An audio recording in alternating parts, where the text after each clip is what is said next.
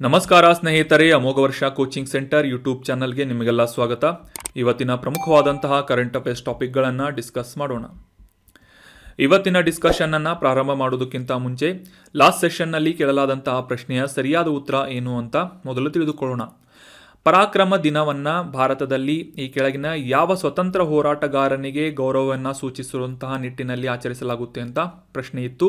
ಆಪ್ಷನ್ಗಳಲ್ಲಿ ಶ್ರೀ ಅರಬಿಂದೋ ಘೋಷ್, ಚಿತ್ತರಂಜನ್ ದಾಸ್, ಭಗತ್ ಸಿಂಗ್ ಅಥವಾ ಸುಭಾಷ್ ಚಂದ್ರ ಬೋಸ್ ಅಂತ ನೀಡಲಾಗಿತ್ತು. ಸರಿಯಾದ ಉತ್ತರ ಆಪ್ಷನ್ 4, ನೇತಾಜಿ ಸುಭಾಷ್ ಚಂದ್ರ ಬೋಸ್ ಅವರ ಜನ್ಮದಿನವನ್ನು ಭಾರತದಾದ್ಯಂತ ಪರಾಕ್ರಮ ದಿನ ಅಂತ ಆಚರಿಸಲಾಗುತ್ತದೆ.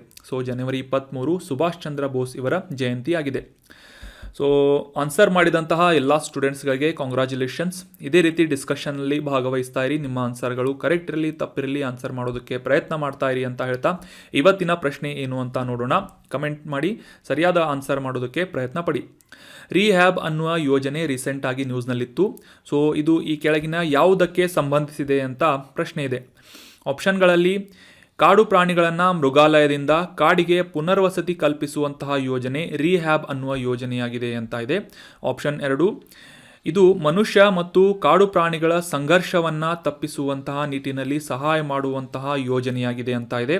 ಆಪ್ಷನ್ 3, ಈ ರೀಹ್ಯಾಬ್ ಅನ್ನುವ ಯೋಜನೆ ಮುಖ್ಯವಾಗಿ ಭವಿಷ್ಯಕ್ಕಾಗಿ ತೈಲ ನಿಕ್ಷೇಪಗಳನ್ನು ಸ್ಥಾಪಿಸುವಂತಹ ನಿಟ್ಟಿನಲ್ಲಿ ಸಹಾಯ ಮಾಡುವಂತಹ ಯೋಜನೆಯಾಗಿದೆ ಅಂತ ಇದು. ಆಪ್ಷನ್ 4, ಈ ಮೇಲಿನ ಯಾವುದೂ ಅಲ್ಲ ಅಂತ ಇದೆ. ಇದರಲ್ಲಿ ರೀಹ್ಯಾಬ್ ಪ್ರಾಜೆಕ್ಟ್ಗೆ ಸಂಬಂಧಪಟ್ಟಂಥ ಯಾವ ಸ್ಟೇಟ್ಮೆಂಟ್ ಕರೆಕ್ಟ್ ಆಗಿದೆ ಅಂತ ಕಮೆಂಟ್ ಬಾಕ್ಸ್ನಲ್ಲಿ ಕಮೆಂಟ್ ಮಾಡಿ. ಮುಂದಿನ ಸೆಷನ್ನಲ್ಲಿ ಈ ಯೋಜನೆಯ ಕುರಿತಾದಂಥ ಮಾಹಿತಿ ಮತ್ತು ಕರೆಕ್ಟ್ ಆನ್ಸರನ್ನು ತಿಳಿದುಕೊಳ್ಳೋಣ. ಇನ್ನು ಇವತ್ತಿನ ಆರ್ಟಿಕಲ್ಗೆ ಸಂಬಂಧಪಟ್ಟಂತಹ ಪ್ರಶ್ನೆ ಏನು ಅಂತ ನೋಡೋದಾದರೆ, ಕಾವಲ್ ಅನ್ನುವ ಹುಲಿ ಸಂರಕ್ಷಿತ ಪ್ರದೇಶ ಯಾವ ರಾಜ್ಯದಲ್ಲಿದೆ ಅಂತ ಪ್ರಶ್ನೆ ಇದೆ. ಆಪ್ಷನ್ಗಳಲ್ಲಿ ತೆಲಂಗಾಣ, ಆಪ್ಷನ್ 2 ಮಧ್ಯಪ್ರದೇಶ್, ಆಪ್ಷನ್ 3 ಅಸ್ಸಾಂ ಅಥವಾ ಆಪ್ಷನ್ 4 ಅರುಣಾಚಲ್ ಪ್ರದೇಶ್ ಅಂತ ಇದ್ದು ಸರಿಯಾದ ಉತ್ತರ ಆಪ್ಷನ್ 1 ತೆಲಂಗಾಣ ರಾಜ್ಯದಲ್ಲಿ ಈ ಕಾವಲಿ ಹುಲಿ ಸಂರಕ್ಷಿತ ಪ್ರದೇಶ ಅಥವಾ ಟೈಗರ್ ರಿಸರ್ವ್ ಲೊಕೇಟ್ ಆಗಿದೆ. Option 1 Telangana is right answer. ಮೊದಲಿಗೆ ಈ ಕಾವಲಿ ಹುಲಿ ಸಂರಕ್ಷಿತ ಪ್ರದೇಶ ಯಾಕೆ ನ್ಯೂಸ್ನಲ್ಲಿತ್ತು ಅಂತ ಕಾಂಟೆಕ್ಸ್ಟನ್ನು ಅರ್ಥ ಮಾಡ್ಕೊಳ್ಳೋದಾದರೆ, ತೆಲಂಗಾಣದ ಕಾಗಜ್ ನಗರ್ನಲ್ಲಿರುವಂತಹ ಈ ಕಾವಲಿ ಹುಲಿ ಸಂರಕ್ಷಿತ ಪ್ರದೇಶಕ್ಕೆ ಸಂಪರ್ಕವನ್ನು ಒದಗಿಸುವಂತಹ ನಿಟ್ಟಿನಲ್ಲಿ 21 ಹೆಕ್ಟೇರ್ಗಳಷ್ಟು ಕಾರಿಡಾರನ್ನು, ಹುಲಿಯನ್ನು ಸಂರಕ್ಷಣೆ ಮಾಡುವಂತಹ ಒಂದು ಕಾರಿಡಾರನ್ನು ರೂಪಿಸಲಾಗ್ತಾ ಇದ್ದು, ಆ ಒಂದು 21 ಹೆಕ್ಟೇರ್ ಅರಣ್ಯ ಭೂಮಿಯನ್ನು ಮತ್ತೊಂದು ಕಡೆಗೆ ಸ್ಥಳಾಂತರಿಸುವಂತಹ ಕಾರಿಡಾರ್ನ ರೂಟನ್ನು ಬದಲಾಯಿಸುವಂತಹ ನಿಟ್ಟಿನಲ್ಲಿ ಒಂದು ಅನುಮತಿಯನ್ನು ಕೇಳಲಾಗಿತ್ತು. ಅದಕ್ಕೆ ನಮ್ಮ ರಾಷ್ಟ್ರೀಯ ವನ್ಯಜೀವಿ ಮಂಡಳಿ ಅಥವಾ national board for wild life ಅನ್ನುವ ಈ ಒಂದು ಸಂಸ್ಥೆಯಿಂದ ಅನುಮತಿಯನ್ನು ಅಥವಾ ಅಪ್ರೂವಲನ್ನು ನೀಡಲಾಗಿದೆ ಅಂತ ಈ ಕಾವಲಿ ಹುಲಿ ಸಂರಕ್ಷಿತ ಪ್ರದೇಶ ನ್ಯೂಸ್ನಲ್ಲಿತ್ತು. ಈ ಕಾರಿಡಾರ್ಗಳು ಅಂದರೆ ಏನು ಅಂತ ತಿಳ್ಕೊಳ್ಳೋದಾದರೆ, ಒಂದು ಸಂರಕ್ಷಿತ ಪ್ರದೇಶದಿಂದ, ಸಂರಕ್ಷಿತ ಅರಣ್ಯದಿಂದ ಮತ್ತೊಂದು ಸಂರಕ್ಷಿತ ಅರಣ್ಯದವರೆಗೆ ಸಂಪರ್ಕವನ್ನು ಒದಗಿಸುವಂತಹ ನಿಟ್ಟಿನಲ್ಲಿ ಸರ್ಕಾರದಿಂದ ರೂಪಿಸಲಾಗುವಂತಹ ಒಂದು ಅರಣ್ಯ ಪ್ರದೇಶದ ಮಾರ್ಗ ಅಂತ ನಾವು ಇದನ್ನು ಕಾರಿಡಾರನ್ನು ಸಿಂಪಲ್ ಆಗಿ ಅಂಡರ್ಸ್ಟ್ಯಾಂಡ್ ಮಾಡ್ಕೋಬಹುದು. ಅಂದರೆ ಇದರ ಮೂಲಕ, ಈ ಒಂದು ಕಾರಿಡಾರ್ನ ಮೂಲಕ ಈ ಕಾಡು ಪ್ರಾಣಿಗಳು ಒಂದು ಪ್ರದೇಶದಿಂದ ಅಥವಾ ಒಂದು ಸಂರಕ್ಷಿತ ಪ್ರದೇಶದಿಂದ ಮತ್ತೊಂದು ಸಂರಕ್ಷಿತ ಪ್ರದೇಶಕ್ಕೆ ಮೂವ್ಮೆಂಟನ್ನು ಮಾಡುವಂತಹ ನಿಟ್ಟಿನಲ್ಲಿ ಈ ಕಾರಿಡಾರ್ಗಳು ಸಾಕಷ್ಟು ಸಹಾಯವನ್ನು ಮಾಡುತ್ತವೆ. ಹೀಗಾಗಿ ಈ ಕಾರಿಡಾರ್ಗಳನ್ನು ರೂಪಿಸುವಂತಹ ನಿಟ್ಟಿನಲ್ಲಿ ಸರ್ಕಾರ ಸಾಕಷ್ಟು ಕ್ರಮಗಳನ್ನು ಕೈಗೊಳ್ತಾ ಇದೆ ಅಂತ ನಾವು ಮೇಲಿಂದ ಮೇಲೆ ನ್ಯೂಸ್ನಲ್ಲಿ ಓದ್ತಾ ಇರ್ತೇವೆ. ಕಾರಿಡಾರ್ ಅಂದರೆ ಏನು ಅಂತ ಕ್ಲಿಯರ್ ಆಯಿತು ಅಂತ ಅನ್ಕೋತೀನಿ. ಇನ್ನು ಈ ಕಾವಲಿ ಹುಲಿ ಸಂರಕ್ಷಿತ ಪ್ರದೇಶದ ಕುರಿತಾದಂತಹ ಅದರಲ್ಲಿ ಮುಖ್ಯವಾಗಿ ಇದರ ಒಂದು ಲೊಕೇಶನ್ ನಮಗೆ examination point of view important ಆಗುತ್ತೆ. ಇದರ ಬಗ್ಗೆ ಕೆಲವೊಂದಿಷ್ಟು ಮಾಹಿತಿಗಳನ್ನು ತಿಳಿದುಕೊಳ್ಳೋಣ. ತೆಲಂಗಾಣ ರಾಜ್ಯದ ಈಶಾನ್ಯ ಭಾಗದಲ್ಲಿ ಈ ಕಾವಲಿ ಹುಲಿ ಸಂರಕ್ಷಿತ ಪ್ರದೇಶ ಲೊಕೇಟ್ ಆಗಿದೆ. ಗೋದಾವರಿ ನದಿ ಬದಿಯಲ್ಲಿ, ಇನ್ನೊಂದು ಬದಿಯಲ್ಲಿ ಮಹಾರಾಷ್ಟ್ರದ ಬಾರ್ಡರನ್ನು ಶೇರ್ ಮಾಡುವಂತಹ ಒಂದು ಟೈಗರ್ ರಿಸರ್ವ್ ಕಾವಲಿ ಹುಲಿ ಸಂರಕ್ಷಿತ ಪ್ರದೇಶ ತೆಲಂಗಾಣ ರಾಜ್ಯದಲ್ಲಿ ಗುರುತಿಸಿಕೊಳ್ಳುತ್ತದೆ. ಈ ಡೆಕ್ಕನ್ ಪೆನಿನ್ಸುಲಾ ಸೆಂಟ್ರಲ್ ಹೈಲ್ಯಾಂಡ್ಸ್ನಲ್ಲಿ ಪ್ರಮುಖವಾದಂತಹ ಭಾಗವಾಗಿ ಈ ಕಾವಲಿ ಹುಲಿ ಸಂರಕ್ಷಿತ ಪ್ರದೇಶ ಗುರುತಿಸಿಕೊಳ್ಳುತ್ತೆ. ಆಗಲೇ ತಿಳಿಸಿದ ಹಾಗೆ ಗೋದಾವರಿ ಮತ್ತು ಕದಂ ಅನ್ನುವ ನದಿಗಳು ತೆಲಂಗಾಣದಲ್ಲಿ ಹರಿಯುವಂತಹ ಈ ಕಾವಲಿ ಹುಲಿ ಸಂರಕ್ಷಿತ ಪ್ರದೇಶದ ಮೂಲಕ ಹರಿಯುವಂತಹ ಪ್ರಮುಖವಾದಂತಹ ನದಿಗಳಾಗಿವೆ. ಸೊ ಇನ್ನು ಈ ಆರ್ಟಿಕಲ್ನಲ್ಲಿ ಡಿಸ್ಕಸ್ ಮಾಡಲಾದಂತಹ ಕಾಂಟೆಕ್ಸ್ಟ್ನಲ್ಲಿ ಡಿಸ್ಕಸ್ ಮಾಡಲಾದಂತಹ ಈ ಕಾರಿಡಾರ್ ಬಗ್ಗೆ ತಿಳ್ಕೊಳ್ಳೋದಾದರೆ, ಸೊ ಆಗಲೇ ಡಿಸ್ಕಸ್ ಮಾಡಿದ ಹಾಗೆ ಈ ಕಾವಲಿ ಹುಲಿ ಸಂರಕ್ಷಿತ ಪ್ರದೇಶದ ಒಂದು ಕಡೆಯಿಂದ ಮಹಾರಾಷ್ಟ್ರದ ಬಾರ್ಡರ್ ಕನೆಕ್ಟ್ ಆಗುತ್ತೆ ಅಂತ. ಸೊ ಅದೇ ರೀತಿಯಾಗಿ ಈ ಮಹಾರಾಷ್ಟ್ರದ ತಡೋಬಾ ಅಂಧಾರಿ ಹುಲಿ ಸಂರಕ್ಷಿತ ಪ್ರದೇಶ ಒಂದು ಕಾವಲಿ ಹುಲಿ ಸಂರಕ್ಷಿತ ಪ್ರದೇಶವನ್ನು ಸಾಕಷ್ಟು ಸಮೀಪದಿಂದ ಕನೆಕ್ಟ್ ಮಾಡುತ್ತವೆ. ಸೊ ಹೀಗಾಗಿ ಈ ಛತ್ತೀಸ್ಗಢದ ಇಂದ್ರಾವತಿ ಹುಲಿ ಸಂರಕ್ಷಿತ ಪ್ರದೇಶ ಮತ್ತು ಈ ಮಹಾರಾಷ್ಟ್ರದ ತಡೋಬಾ ಅಂಧಾರಿ ಹುಲಿ ಸಂರಕ್ಷಿತ ಪ್ರದೇಶಕ್ಕೆ ಒಂದು ಕನೆಕ್ಟಿವಿಟಿಯನ್ನು ಒದಗಿಸುವಂಥ ನಿಟ್ಟಿನಲ್ಲಿ ಈ ಕಾರಿಡಾರ್ಗಳನ್ನು ರೂಪಿಸಲಾಗ್ತಾ ಇದೆ. ಸೊ ಈ ಕಾರಿಡಾರ್ಗಳ ಪರ್ಪಸ್ ಏನು ಅಂತ ನಾವು ಆಲ್ರೆಡಿ ಡಿಸ್ಕಸ್ ಮಾಡಿದ್ವಿ. ಈ ಕಾವಲಿ ಹುಲಿ ಸಂರಕ್ಷಿತ ಪ್ರದೇಶ ಸಾಕಷ್ಟು ದಟ್ಟವಾದಂತಹ ಕಾಡುಗಳು, ಹುಲ್ಲುಗಾವಲನ್ನು ಹೊಂದಿರುವಂತಹ ತೆರೆದ ಪ್ರದೇಶಗಳನ್ನು ಒಳಗೊಂಡಿರುವಂತಹ ಒಂದು ಸಂರಕ್ಷಿತ ಪ್ರದೇಶವಾಗಿದೆ, ಹುಲಿ ಸಂರಕ್ಷಿತ ಪ್ರದೇಶವಾಗಿದೆ. ಮತ್ತು ಇಲ್ಲಿ ಪ್ರಮುಖವಾದಂತಹ ಗೋದಾವರಿ ಮತ್ತು ಕದಂ ಅನ್ನುವ ಹೆಸರಿನ ನದಿಗಳು ಕೂಡ ಹರಿಯುತ್ತವೆ ಮತ್ತು ಸಾಕಷ್ಟು ತೊರೆಗಳು, ಜಲಮೂಲಗಳನ್ನು ಕೂಡ ಮತ್ತು ವೈವಿಧ್ಯಮಯವಾದಂತಹ ಜೀವಿಗಳು ವಾಸಿಸುವಂತಹ ಸ್ಥಳ ಈ ಕಾವಲಿ ಹುಲಿ ಸಂರಕ್ಷಿತ ಪ್ರದೇಶ ಆಗಿದೆ. ಇಲ್ಲಿ ಸಾಮಾನ್ಯವಾಗಿ ನಾವು ದಕ್ಷಿಣ ಉಷ್ಣವಲಯದ ಒಣ ಎಲೆ ಉದುರುವಂತಹ ಕಾಡುಗಳನ್ನು ಅಥವಾ ಗಿಡಗಳನ್ನು ನಾವು ಈ ಕಾವಲಿ ಹುಲಿ ಸಂರಕ್ಷಿತ ಪ್ರದೇಶದಲ್ಲಿ ನಾವು ಕಾಣಬಹುದಾಗಿದೆ. ಸೊ ಇದರಲ್ಲಿ 3 ಪಾಯಿಂಟ್ಸ್ ಇಂಪಾರ್ಟೆಂಟ್ ಆಗುತ್ತೆ. ಒಂದು, ಕಾವಲಿ ಹುಲಿ ಸಂರಕ್ಷಿತ ಪ್ರದೇಶ ತೆಲಂಗಾಣದಲ್ಲಿದೆ. ಅದೇ ರೀತಿಯಾಗಿ ತಡೋಬಾ ಅಂಧಾರಿ ಹುಲಿ ಸಂರಕ್ಷಿತ ಪ್ರದೇಶ ಮಹಾರಾಷ್ಟ್ರದಲ್ಲಿದೆ ಮತ್ತು ಇಂದ್ರಾವತಿ ಹುಲಿ ಸಂರಕ್ಷಿತ ಪ್ರದೇಶ ಛತ್ತೀಸ್ಗಢದಲ್ಲಿದೆ ಅಂತ ನೋಟ್ ಮಾಡಿ ಇಟ್ಕೊಳ್ಳಿ. ಇನ್ನು ಮುಂದಿನ ಆರ್ಟಿಕಲ್ಗೆ ಸಂಬಂಧಪಟ್ಟಂತಹ ಪ್ರಶ್ನೆ ಏನು ಅಂತ ನೋಡೋದಾದರೆ, ಭಾರತದಲ್ಲಿ ಆಧಾರ್ ಕಾರ್ಡನ್ನು ಪ್ರೊವೈಡ್ ಮಾಡುವಂತಹ UIDAI ಅಥವಾ unique identification authority of India ಇದರ ಫುಲ್ ಫಾರ್ಮ್ ಆಗಿದೆ. ಕನ್ನಡದಲ್ಲಿ ಇದರ ಫುಲ್ ಫಾರ್ಮನ್ನು ತಿಳಿದುಕೊಳ್ಳೋಣ. ಅಥವಾ ಭಾರತೀಯ ವಿಶಿಷ್ಟ ಗುರುತಿನ ಪ್ರಾಧಿಕಾರ ಅಂತ ಇದನ್ನು ಗುರುತಿಸಲಾಗುತ್ತೆ. ಸೊ ಈ ಒಂದು ಸಂಸ್ಥೆಯನ್ನು ಯಾವಾಗ ಸ್ಥಾಪಿಸಲಾಯಿತು ಅಂತ ಪ್ರಶ್ನೆ ಇದೆ. ಆಪ್ಷನ್ಗಳಲ್ಲಿ 2014, ಆಪ್ಷನ್ 2 2015, ಆಪ್ಷನ್ 3 2016 ಅಥವಾ ಆಪ್ಷನ್ 4 2020 ಅಂತ ಇದೆ. ಸರಿಯಾದ ಉತ್ತರ ಏನು ಅಂತಂದರೆ ಆಪ್ಷನ್ 3 2016ನೇ ಇಸವಿಯಲ್ಲಿ ಈ unique identification authority of India ಈ ಒಂದು ಸಂಸ್ಥೆಯನ್ನು ಪ್ರಾಧಿಕಾರವನ್ನು ಪ್ರಾರಂಭ ಮಾಡಲಾಗಿತ್ತು. So option 3 is right answer. ಕಾಂಟೆಕ್ಸ್ಟನ್ನು ಮೊದಲಿಗೆ ಅರ್ಥ ಮಾಡ್ಕೊಳ್ಳೋದಾದರೆ, ಇತ್ತೀಚೆಗೆ ಈ ಒಂದು UIDAIದಿಂದ ದೇಶದಾದ್ಯಂತ ಸಾವಿರಾರು ಆಧಾರ್ ಕಾರ್ಡ್ ಅಪ್ಡೇಟ್ ಮಾಡುವಂತಹ ಆಪರೇಟರ್ಗಳನ್ನು ಅವರ ದಕ್ಷತೆಯನ್ನು ಸುಧಾರಿಸುವಂತಹ ನಿಟ್ಟಿನಲ್ಲಿ ಒಂದು ಕೆಪಾಸಿಟಿ ಬಿಲ್ಡಿಂಗ್ ಇನಿಷಿಯೇಟಿವನ್ನು ಪ್ರಾರಂಭ ಮಾಡಲಾಗಿದೆ ಅಂತ ರಾಷ್ಟ್ರವ್ಯಾಪಿಯಾಗಿ ಈ ಒಂದು ಉಪಕ್ರಮವನ್ನು ಪ್ರಾರಂಭ ಮಾಡಲಾಗಿದೆ ಅಂತ ನ್ಯೂಸ್ನಲ್ಲಿ ಪಬ್ಲಿಷ್ ಆಗಿತ್ತು. ಸೊ ಹೀಗಾಗಿ ಈ ಭಾರತೀಯ ವಿಶಿಷ್ಟ ಗುರುತಿನ ಪ್ರಾಧಿಕಾರ ಅಥವಾ UIDAI ಈ ಒಂದು ಸಂಸ್ಥೆಯ ಕುರಿತಾದಂತಹ ಕೆಲವೊಂದಿಷ್ಟು ಮಾಹಿತಿಗಳು ನಮಗೆ examination point of view important ಆಗುತ್ತೆ. ಅದೇ ರೀತಿಯಾಗಿ ಈ ಒಂದು ಪ್ರಾಧಿಕಾರದಿಂದ ನೀಡಲಾಗುವಂತಹ ನಮ್ಮ ಎಲ್ಲರ ಬಳಿಯಲ್ಲೂ ಇರುವಂತಹ ಆಧಾರ್ ಕಾರ್ಡ್ ಕುರಿತಾದಂತಹ ಕೆಲವೊಂದಿಷ್ಟು ಬೇಸಿಕ್ ಇನ್ಫಾರ್ಮೇಷನ್ಗಳನ್ನು ಕೂಡ ರಿವೈಸ್ ಮಾಡೋಣ. 2016ರ ಆಧಾರ್ ಕಾಯ್ದೆಯ ಅಡಿಯಲ್ಲಿ ಪ್ರಾರಂಭವಾದಂತಹ ಸಂಸ್ಥೆ ಭಾರತದ ವಿಶಿಷ್ಟ ಗುರುತಿನ ಪ್ರಾಧಿಕಾರ ಸಂಸ್ಥೆಯಾಗಿದೆ. ಇದು ಸದ್ಯಕ್ಕೆ ಎಲೆಕ್ಟ್ರಾನಿಕ್ಸ್ ಮತ್ತು ಮಾಹಿತಿ ತಂತ್ರಜ್ಞಾನ ಸಚಿವಾಲಯದ ಅಡಿಯಲ್ಲಿ ಕೆಲಸ ಮಾಡ್ತಾ ಇರುವಂತಹ ಒಂದು ಶಾಸನಬದ್ಧ ಅಥವಾ ಸ್ಟ್ಯಾಟ್ಯೂಟರಿ ಸ್ಥಾನಮಾನವನ್ನು ಹೊಂದಿದಂತಹ ಸಂಸ್ಥೆಯಾಗಿದೆ UIDAI. ಮತ್ತು ಇದರ ವಿಶೇಷವಾದಂತಹ ವಿಷನ್ ಅಥವಾ ದೃಷ್ಟಿಯನ್ನು ನೋಡೋದಾದರೆ, ದೂರದೃಷ್ಟಿಯನ್ನು ತಿಳ್ಕೊಳ್ಳೋದಾದರೆ, ಮುಖ್ಯವಾಗಿ ಭಾರತದ ನಿವಾಸಿಗಳನ್ನು ಯಾವುದೇ ಸಮಯದಲ್ಲಿ ಯಾವುದೇ ಒಂದು ಸ್ಥಳದಲ್ಲಿ ದೃಢೀಕರಿಸುವಂತಹ ಒಂದು ಅನನ್ಯ ಗುರುತಿನ ಕಾರ್ಡನ್ನು, ಆಧಾರ್ ಕಾರ್ಡನ್ನು ಮತ್ತು ಈ ಡಿಜಿಟಲ್ ಪ್ಲ್ಯಾಟ್ಫಾರ್ಮ್ನೊಂದಿಗೆ ಒಂದು ಭಾರತದ ಜನರನ್ನು, ನಾಗರಿಕರನ್ನು ಸಬಲೀಕರಣಗೊಳಿಸುವಂತಹ ನಿಟ್ಟಿನಲ್ಲಿ ಸಹಕಾರಿಯಾಗುವಂತಹ ಸಂಸ್ಥೆ ಭಾರತೀಯ ವಿಶಿಷ್ಟ ಗುರುತಿನ ಪ್ರಾಧಿಕಾರ ಸಂಸ್ಥೆಯಾಗಿದೆ. ಸೊ ಈ ಒಂದು ಸಂಸ್ಥೆಯಿಂದ ನೀಡಲಾಗುವಂತಹ ಈ ಒಂದು ವಿಶಿಷ್ಟ ಗುರುತಿನ ಚೀಟಿ ಅಥವಾ ಆಧಾರ್ ಕಾರ್ಡ್ ಬಗ್ಗೆ ತಿಳ್ಕೊಳ್ಳೋದಾದರೆ, ನಮಗೆಲ್ಲ ಗೊತ್ತಿರುವ ಹಾಗೆ ಒಂದು ನಿರ್ದಿಷ್ಟ ಪರಿಶೀಲನಾ ಪ್ರೊಸೆಸ್ನ ಮೂಲಕ ಭಾರತದಲ್ಲಿ ಈ ನಾಗರಿಕರಿಗೆ 12 ಅಂಕಿಯನ್ನು ಹೊಂದಿದಂತಹ ಈ ಒಂದು ವೈಯಕ್ತಿಕ ಗುರುತಿನ ಸಂಖ್ಯೆಯನ್ನು ಅಥವಾ ಆಧಾರ್ ನಂಬರನ್ನು ಪ್ರೊವೈಡ್ ಮಾಡಲಾಗುತ್ತದೆ ಈ ಒಂದು ಸಂಸ್ಥೆಯಿಂದ. ಯಾವುದು? ಭಾರತೀಯ ವಿಶಿಷ್ಟ ಗುರುತಿನ ಪ್ರಾಧಿಕಾರ ಅನ್ನುವ ಸಂಸ್ಥೆಯಿಂದ. ಮುಖ್ಯವಾಗಿ ಈ ಒಂದು ಆಧಾರ್ ಕಾರ್ಡನ್ನು ಪಡೆಯುವಂತಹ ನಿಟ್ಟಿನಲ್ಲಿ ಭಾರತದ ನಾಗರಿಕರು ಅಥವಾ ಭಾರತದ ನಿವಾಸಿಗಳು ಯಾವ ರೀತಿಯ ಕೆಲಸ ಮಾಡಬೇಕು ಅಂತಂದರೆ, ಸೊ ಈ ಸಂಖ್ಯೆಯನ್ನು ಪಡೆಯುವಂತಹ ನಿಟ್ಟಿನಲ್ಲಿ ವ್ಯಕ್ತಿಗಳ ಹೆಸರು, ಹುಟ್ಟಿದ ದಿನಾಂಕ, ವಯಸ್ಸು, ಲಿಂಗ, ವಿಳಾಸ ಮತ್ತು ಮೊಬೈಲ್ ಸಂಖ್ಯೆ, ಇಮೇಲ್ ಐ ಡಿ ಆಗಿರ್ಬೋದು, ಅವರ ಫಿಂಗರ್ ಪ್ರಿಂಟ್ಗಳು ಮತ್ತು ಅವರ ಕಣ್ಣಿನ ಐರಿಸ್ ಸ್ಕ್ಯಾನ್ಗಳು, ಈ ರೀತಿಯಾದಂತಹ ಸಾಕಷ್ಟು ಮಾಹಿತಿಗಳನ್ನು ಕಲೆಕ್ಟ್ ಮಾಡಿಕೊಂಡು ನಿರ್ದಿಷ್ಟವಾದಂತಹ ಒಂದು ಪರಿಶೀಲನಾ ಪ್ರಕ್ರಿಯೆಯ ಮೂಲಕ ಈ ಒಂದು ಬಯೋಮೆಟ್ರಿಕ್ ಮಾಹಿತಿಯನ್ನು ತೆಗೆದುಕೊಂಡು ಆಧಾರ್ ಕಾರ್ಡನ್ನು ಪ್ರೊವೈಡ್ ಮಾಡಲಾಗುತ್ತೆ. ಸೊ ಆಧಾರ್ ಕಾರ್ಡ್ನಲ್ಲಿ ಎಷ್ಟು ಸಂಖ್ಯೆ ಇರ್ತವೆ ಅಂತ ನಿಮಗೆಲ್ಲ ನೆನಪಿದೆ ಅಂತ ಅನ್ಕೋತೀನಿ. 12 ಅಂಕಿಯ ವೈಯಕ್ತಿಕ ಗುರುತಿನ ಸಂಖ್ಯೆ ಆಧಾರ್ ಸಂಖ್ಯೆ ಆಗಿರುತ್ತೆ. ಎಕ್ಸಾಮ್ನಲ್ಲಿ ಕೇಳ್ತಾ ಇರ್ತಾರೆ ಈ ರೀತಿಯಂಥ ಮಾಹಿತಿಗಳನ್ನು. ಸೊ ಮುಖ್ಯವಾಗಿ ಈ ಒಂದು ಆಧಾರ್ ಕಾರ್ಡನ್ನು ಭಾರತದ ನಿವಾಸಿಗಳು ತಮ್ಮ ID ಪ್ರೂಫ್ ಅಥವಾ ಈ ಅಡ್ರೆಸ್ ಪ್ರೂಫ್ ಆಗಿ ಬಳಸಬಹುದಾಗಿರುತ್ತೆ ಯಾವುದೇ ಒಂದು ಗೌರ್ಮೆಂಟ್ಗೆ ಸಂಬಂಧಪಟ್ಟಂತಹ ಒಂದು ಕೆಲಸಗಳಲ್ಲಿ. So that was about detailed information of unique identification authority of India ಮತ್ತು ಆಧಾರ್ ಕಾರ್ಡ್.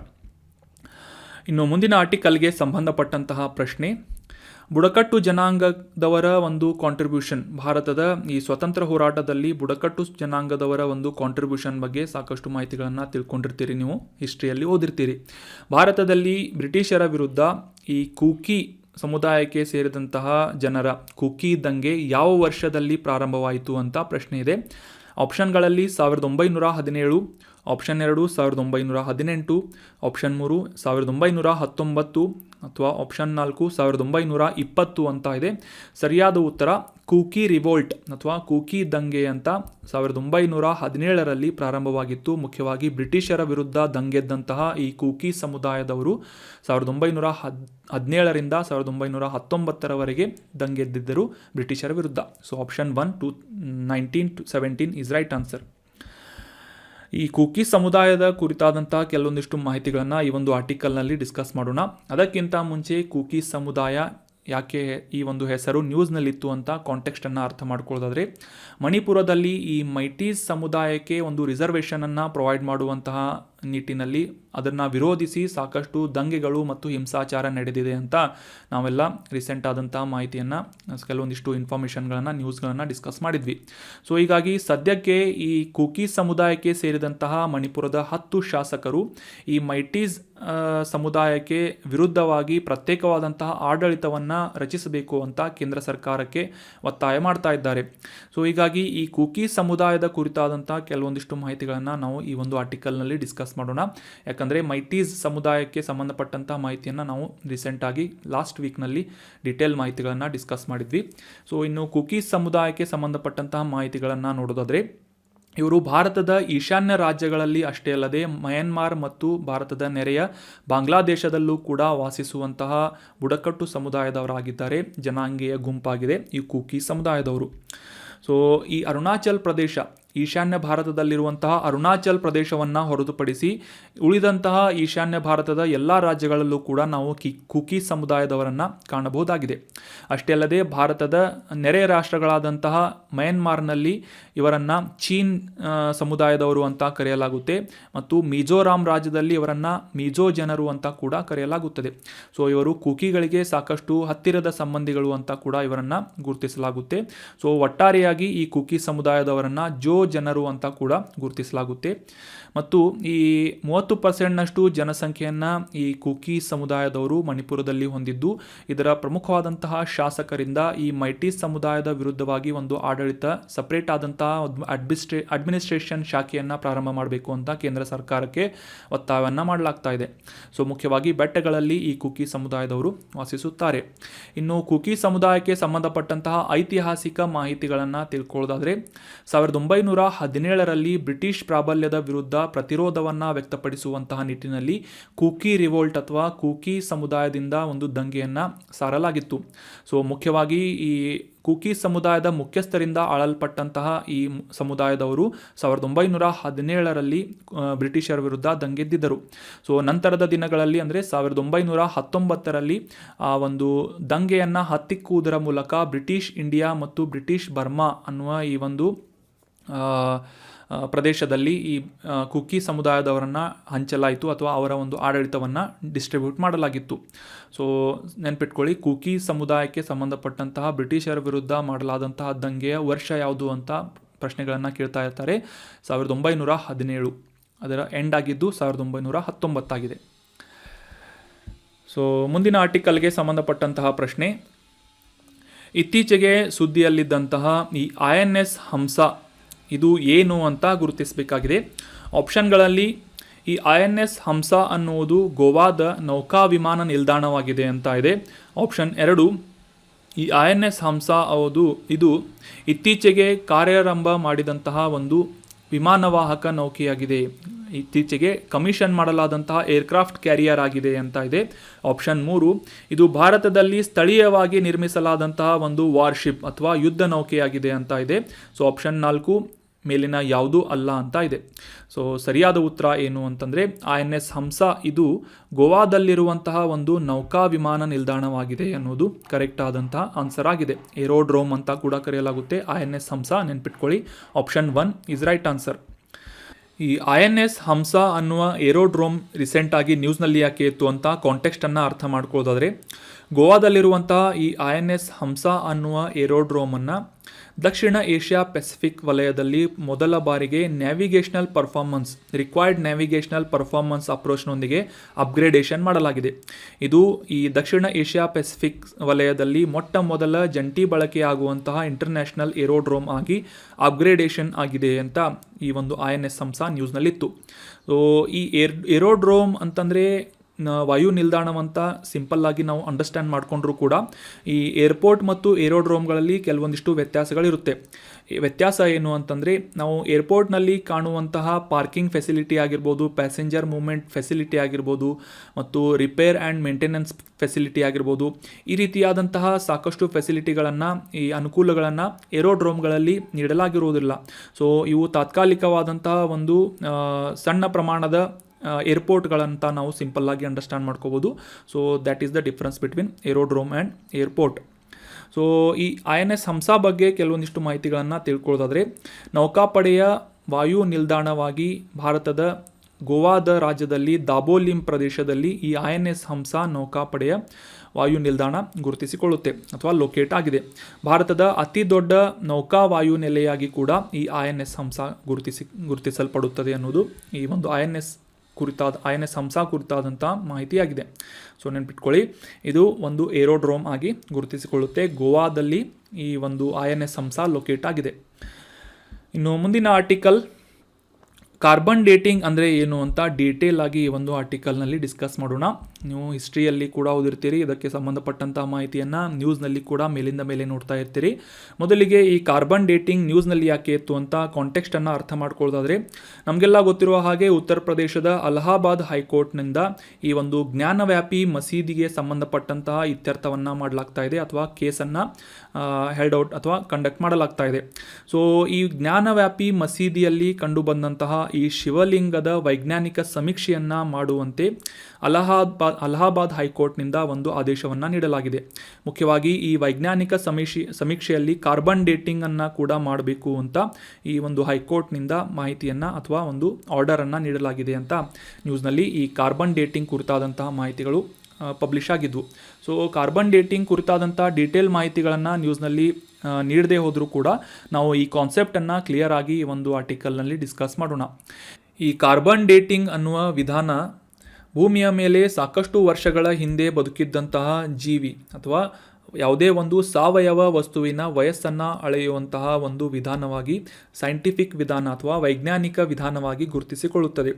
ನಮಗೆಲ್ಲ ತಿಳಿದಂತೆ ಭೂಮಿಯ ಮೇಲೆ ವಾಸಿಸುವಂತಹ ಪ್ರತಿ ಜೀವಿಯಲ್ಲೂ ಕೂಡ ವಿವಿಧ ರೂಪದಲ್ಲಿ ಇಂಗಾಲದ ಪ್ರಮಾಣವನ್ನು ನಾವು ಕಾಣುತ್ತೇವೆ. ಅದರಲ್ಲಿ ಮುಖ್ಯವಾಗಿ ಈ ಜೀವಿಯಲ್ಲಿ ಕಂಡುಬರುವಂತಹ ಈ ಕಾರ್ಬನ್ 14 ಅಥವಾ C14 ಅನ್ನುವ 14 ಪರಮಾಣು ದ್ರವ್ಯರಾಶಿಯನ್ನು ಹೊಂದಿದಂತಹ ಇಂಗಾಲ ವಿಕಿರಣಶೀಲವಾದಂತಹ ಗುಣಗಳನ್ನು ಹೊಂದಿದಂತಹ ಐಸೋಟೋಪ್ ಆಗಿ ಗುರುತಿಸಿಕೊಳ್ಳುತ್ತೆ. ಸಾಮಾನ್ಯವಾಗಿ ಈ ಒಂದು ಅವಶೇಷಗಳು, ಯಾವುದೇ ಒಂದು ಜೀವಿಯ ಅವಶೇಷದಲ್ಲಿ ಈ ಒಂದು C14 ಕೊಳೆಯುವಂತಹ ಒಂದು ದರದ ಮೂಲಕ ಈ ಕಾರ್ಬನ್ ಡೇಟಿಂಗ್ ಅನ್ನುವ ವಿಧಾನವನ್ನು ಬಳಸಿಕೊಂಡು ಆ ಒಂದು ಜೀವಿಯ ವಯಸ್ಸನ್ನು ಅಥವಾ ಆಯಸ್ಸನ್ನು ಕ್ಯಾಲ್ಕುಲೇಟ್ ಮಾಡಲಾಗುತ್ತದೆ. ಸಾಮಾನ್ಯವಾಗಿ ವಾತಾವರಣದಲ್ಲಿ ದೊರೆಯುವಂತಹ ಇಂಗಾಲದ ಪ್ರಮಾಣ ಅಥವಾ ಐಸೋಟೋಪ್ C12 ಆಗಿ ಗುರುತಿಸಿಕೊಳ್ಳುತ್ತೆ. ಜೀವಿಯಲ್ಲಿರುವಂತಹ ಈ C14 ಮತ್ತು ವಾತಾವರಣದಲ್ಲಿರುವಂತಹ ಈ C12 ಅನ್ನುವ ಈ ಇಂಗಾಲದ ಐಸೋಟೋಪ್ಗಳು ಸಾಮಾನ್ಯವಾಗಿ ಬಹುತೇಕವಾಗಿ ಇವುಗಳ ರೇಷೋ ಏನಿರುತ್ತೆ ಸ್ಥಿರವಾಗಿರುತ್ತದೆ. ಆದರೆ ಸಸ್ಯ ಅಥವಾ ಪ್ರಾಣಿಗಳು ಸತ್ತಂತಹ ಸಂದರ್ಭದಲ್ಲಿ ಸಾಕಷ್ಟು ವರ್ಷಗಳ ನಂತರ ವಾತಾವರಣದೊಂದಿಗಿನ ಈ ಒಂದು C12ನೊಂದಿಗಿನ ಒಂದು ಸಂವಹನ ಅಥವಾ ಕಮ್ಯುನಿಕೇಷನ್ ಡಿಸ್ಕನೆಕ್ಟ್ ಆಗುತ್ತೆ. ಆದರೆ ಅದರ ಮೂಲಕ ಒಂದು ಸತ್ತಂತಹ ಪ್ರಾಣಿ ಅಥವಾ ಸಸ್ಯಗಳಲ್ಲಿರುವಂತಹ ಈ C14 ಅನ್ನುವ ಈ ಒಂದು ಐಸೋಟೋಪ್ ಏನಿರುತ್ತೆ ಇದು ಸಾಕಷ್ಟು ವರ್ಷಗಳಲ್ಲಿ ಡಿಕೆ ಆಗುತ್ತದೆ. ಡಿಕೆ ಅಂತಂದರೆ ಕೊಳೆತು ಹೋಗುತ್ತದೆ. ಸೊ ಹೀಗಾಗಿ ಈ ಒಂದು C14 ಮತ್ತು C12 ಇವುಗಳ ನಡುವಿನ ಅನುಪಾತದಲ್ಲಿ ಆಗುವಂತಹ ಒಂದು ಬದಲಾವಣೆಯ ಮೂಲಕ ಈ ಒಂದು ವಯಸ್ಸನ್ನು ಆ ವಸ್ತುವಿನ ಅಥವಾ ಒಂದು ಅವಶೇಷದ ವಸ್ತುವಿನ ವಯಸ್ಸನ್ನು ಗುರುತಿಸಲಾಗುತ್ತೆ. ಸಾಮಾನ್ಯವಾಗಿ ಈ C14 ಅನ್ನುವ ಐಸೋಟೋಪ್ ಏನಿರುತ್ತೆ 5730 ವರ್ಷಗಳಲ್ಲಿ ಅರ್ಧದಷ್ಟು ಪ್ರಮಾಣವನ್ನು ಕಡಿಮೆಯಾಗುವುದನ್ನು ಹಾಫ್ ಲೈಫ್ ಅಥವಾ ಅರ್ಧ ಜೀವನ ಅಂತ ಗುರುತಿಸಲಾಗುತ್ತೆ. 5730 ವರ್ಷಗಳಲ್ಲಿ ಯಾವುದೇ ಒಂದು ಜೀವಿಯಲ್ಲಿ ಈಗ ಬದುಕಿದ್ದಂತಹ ಜೀವಿಯಲ್ಲಿ ಮುಂದಿನ 5730 ವರ್ಷಗಳಲ್ಲಿ ಈ C14 ಅನ್ನುವ ಈ ಒಂದು ಇಂಗಾಲದ ಪ್ರಮಾಣ ಏನಾಗುತ್ತೆ ಅರ್ಧದಷ್ಟು ಕಡಿಮೆಯಾಗುತ್ತೆ. ಸೊ ಇದರಿಂದಾಗಿ ಈ C12 ಮತ್ತು C14 ನಡುವಿನ ಒಂದು ಅನುಪಾತ ಏನಿರುತ್ತೆ ಡಿಫ್ರೆನ್ಸ್ ಆಗುವುದರಿಂದ ಈ ಒಂದು ಆಯಸ್ಸನ್ನು ಗುರುತಿಸುವುದಕ್ಕೆ ವಿಜ್ಞಾನಿಗಳಿಗೆ ಈ ಒಂದು ಮೆಥಡ್ ಸಾಕಷ್ಟು ಸಹಕಾರಿಯಾಗಿ ಇದನ್ನು ಬಳಸಲಾಗುತ್ತದೆ. ಸಸ್ಯ ಅಥವಾ ಪ್ರಾಣಿಗಳು ಸತ್ತ ನಂತರ ಆ ಒಂದು ಅವಶೇಷದಲ್ಲಿ C12 ಮತ್ತು C14ಗೆ ಬದಲಾಗುತ್ತಿರುವಂಥ ಅನುಪಾತವನ್ನು ಅಳೆಯುವಂಥ ನಿಟ್ಟಿನಲ್ಲಿ ಆ ಒಂದು ಸತ್ತಂತಹ ಜೀವಿಯ ಅಥವಾ ಅವಶೇಷದ ಅಂದಾಜು ಸಮಯವನ್ನು ಅಥವಾ ವಯಸ್ಸನ್ನು ಗುರುತಿಸಲು ಈ ಕಾರ್ಬನ್ ಡೇಟಿಂಗ್ ಸಹಾಯ ಮಾಡುತ್ತದೆ. ಸೊ ಐ ಹೋಪ್ ನಿಮಗೆ ಅಂಡರ್ಸ್ಟ್ಯಾಂಡ್ ಆಗಿದೆ ಅಂತ ಅನ್ಕೋತೀನಿ. ಅಂಡರ್ಸ್ಟ್ಯಾಂಡ್ ಆಗಿಲ್ಲ ಅಂತಂದರೆ ಕಮೆಂಟ್ ಬಾಕ್ಸ್ನಲ್ಲಿ ಕಮೆಂಟ್ ಮಾಡಿ. ಇದೇ ರೀತಿಯಾಗಿ ಕಾರ್ಬನ್ ಡೇಟಿಂಗ್ನಂತೆ ನಿರ್ಜೀವ ವಸ್ತುಗಳ ವಯಸ್ಸನ್ನು ಲೆಕ್ಕ ಮಾಡಲು ರೇಡಿಯೋಮೆಟ್ರಿಕ್ ಡೇಟಿಂಗ್ ವಿಧಾನವನ್ನು ಬಳಸಲಾಗುತ್ತೆ. ಅದೇ ರೀತಿಯಾಗಿ potassium argon dating, uranium, thorium, lead dating, cosmogenic nuclide dating ಈ ರೀತಿಯಾದಂತಹ ಸಾಕಷ್ಟು ವಿಧಾನಗಳನ್ನು ಬಳಸಿಕೊಂಡು ಈ ಸಾವಯವ ಮತ್ತು ನಿರ್ಜೀವ ವಸ್ತುಗಳ ಡೇಟ್ಗಳನ್ನು ಅಥವಾ ಅವುಗಳ ಒಂದು ವಯಸ್ಸನ್ನು ಪತ್ತೆ ಹಚ್ಚುವುದಕ್ಕೆ ವಿಜ್ಞಾನಿಗಳು ಈ ರೀತಿಯಾದಂತಹ ವಿವಿಧ ರೀತಿಯ ಮೆಥಡ್ಸ್ಗಳನ್ನು ಅಥವಾ ವಿಧಾನಗಳನ್ನು ಬಳಸುತ್ತಾರೆ. ಅದರಲ್ಲಿ ಮುಖ್ಯವಾಗಿ carbon dating is very important. So that was all about today's articles. ಈಗ ಡಿಸ್ಕಸ್ ಮಾಡಲಾದಂಥ ಆರ್ಟಿಕಲ್ಸ್ಗಳನ್ನು ಮತ್ತೊಮ್ಮೆ ರಿವೈಸ್ ಮಾಡ್ಕೊಂಡು ಬಿಡೋಣ. ಮೊದಲನೇ ಆರ್ಟಿಕಲ್ನಲ್ಲಿ ತೆಲಂಗಾಣದಲ್ಲಿರುವಂತಹ ಈ ಕಾವಲಿ ಹುಲಿ ಸಂರಕ್ಷಿತ ಪ್ರದೇಶದ ಕುರಿತಾದಂತಹ ಮಾಹಿತಿಯನ್ನು ಡಿಸ್ಕಸ್ ಮಾಡಿದ್ವಿ. ನಂತರದ ಆರ್ಟಿಕಲ್ನಲ್ಲಿ ಭಾರತದ ವಿಶಿಷ್ಟ ಗುರುತಿನ ಪ್ರಾಧಿಕಾರ unique identification authority of India ಈ ಒಂದು ಸಂಸ್ಥೆಯ ಕುರಿತಾದಂತಹ ಮಾಹಿತಿ ಮತ್ತು ಆಧಾರ್ ಕಾರ್ಡ್ ಕುರಿತಾದಂತಹ ಡೀಟೇಲ್ ಇನ್ಫಾರ್ಮೇಷನನ್ನು ತಿಳ್ಕೊಂಡ್ವಿ. ನಂತರದ ಆರ್ಟಿಕಲ್ನಲ್ಲಿ ಕೂಕಿ ಸಮುದಾಯಕ್ಕೆ ಸಂಬಂಧಪಟ್ಟಂತಹ ಮಾಹಿತಿಗಳು ಈ ಒಂದು ಆರ್ಟಿಕಲ್ನಲ್ಲಿ ಡಿಸ್ಕಸ್ ಮಾಡಿದ್ವಿ. ನಂತರ ಕೂಕಿ ದಂಗೆಯ ಕುರಿತಾದಂಥ ಐತಿಹಾಸಿಕ ಮಾಹಿತಿಗಳನ್ನು ಕೂಡ ತಿಳ್ಕೊಂಡ್ವಿ. ನಂತರದ ಆರ್ಟಿಕಲ್ನಲ್ಲಿ ಈ ಭಾರತದ ನೌಕಾಪಡೆಯ ವಾಯು ನಿಲ್ದಾಣವಾದಂತಹ INS ಹಂಸಾ ಇದರ ಒಂದು ಲೊಕೇಶನ್ ಮತ್ತು ಇದರ ಒಂದು ವಿಶೇಷತೆಗಳನ್ನು ಡಿಸ್ಕಸ್ ಮಾಡಿದ್ವಿ. ನಂತರದ ಆರ್ಟಿಕಲ್ನಲ್ಲಿ ಈ ಯಾವುದೇ ಒಂದು ಅವಶೇಷದ ವಯಸ್ಸನ್ನು ಪತ್ತೆ ಹಚ್ಚುವಂಥ ನಿಟ್ಟಿನಲ್ಲಿ ಕಾರ್ಬನ್ ಡೇಟಿಂಗ್ ಅನ್ನುವ ಮೆಥಡನ್ನು ಯಾವ ರೀತಿಯಾಗಿ ಬಳಸಲಾಗುತ್ತೆ ಅಂತ ಇದರ ಸಾಕಷ್ಟು ಟೆಕ್ನಿಕಲ್ ಇನ್ಫಾರ್ಮೇಷನ್ಗಳನ್ನು ಕೂಡ ನಾವು ಡಿಸ್ಕಸ್ ಮಾಡಿದ್ವಿ. So that was all about today's articles. ಈ ಕಂಟೆಂಟನ್ನು ನಿಮ್ಮ ಎಲ್ಲ ಫ್ರೆಂಡ್ಸ್ಗಳ ಜೊತೆ ಶೇರ್ ಮಾಡಿ, ಚಾನಲನ್ನು ಸಬ್ಸ್ಕ್ರೈಬ್ ಮಾಡಿ, ಲೈಕ್ ಮಾಡಿ, ನಿಮ್ಮ ಯಾವುದಾದ್ರೂ ಸಜೆಷನ್ ಇದ್ದರೆ ಕಮೆಂಟ್ ಬಾಕ್ಸ್ನಲ್ಲಿ ಕಮೆಂಟ್ ಮಾಡಿ ಅಂತ ಹೇಳ್ತಾ thank you so much for joining the discussion. Have a nice day.